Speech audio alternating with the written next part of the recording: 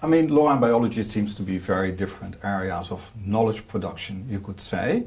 But I would say that they are both ordering devices. They both order particular forms of knowledge. And so there's an overlap between the way that law orders, you could say, the world and the way that biology orders the world. The notion of being a legal parent, for example, is both a description of a particular biological process of parenthood on one side and a legal notion of becoming a legal person that can claim certain rights over the child. Now, nowadays, through biotechnology, we can change the biological relationship between a parent and a child. And that informs also the way that the law needs to rethink what it means to be a legal parent.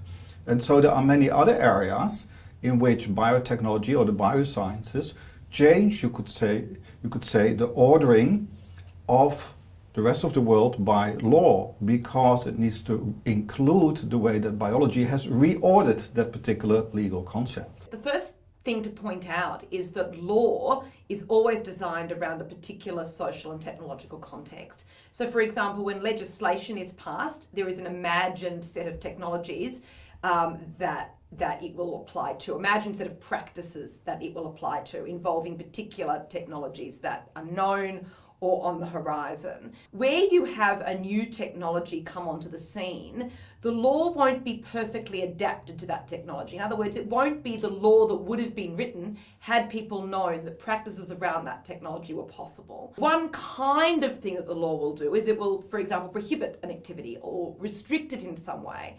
Another one is where you have, you read a particular law, in particular this comes up in legislation, where it's uncertain whether the categories referred to in that law apply in the context of the new practices enabled by the particular technology. And that happens often, you need to clarify the law. And that clarification can either happen through a statutory amendment or when judges interpret the legislation. Another kind of problem you can have is where the law is over or under inclusive with respect to the new technology. To say that the law just lags behind is a simplification of the actual situation, I think. Law in the first place already allows scientists to do certain things that then will create their innovations. You also have, even political conflicts or legal or religious or ethical conflicts that are going on in society. For example, the use of embryos that then determines what scientists can do or not do. The concerns are often quite are you making life, what are the implications of that, which can be quite philosophical, down to the, if you're doing this near where I live, is there a danger to me and my family, and the very practical concerns there. So too often, especially when laws are enacted quickly, the legislature will think about exactly particular practices that it has had explained to it, and usually are poorly understood by the technologists. And what happens then is often very narrow, only applicable to the early form of technology. So the way to deal with that is for legislators to think as broadly as possible within what they want to do about what it actually is they're trying to do. Synthetic biology potentially will develop all kind of real new entities because it is able to create life or intervene in nature in ways that haven't happened before.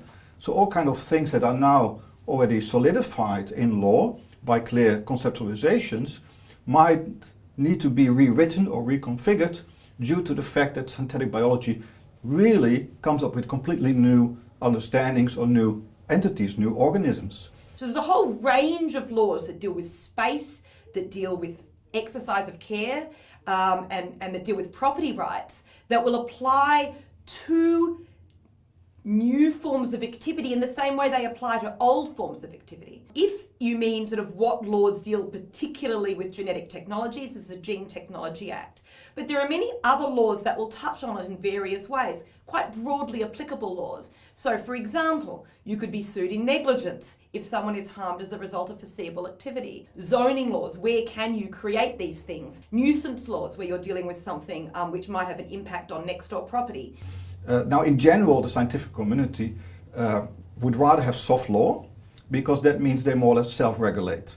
Yeah, soft law, as we know, are just forms of regulation and protocols where very often it is left to the scientists or the particular professional bodies themselves to come up with what you could call good practices.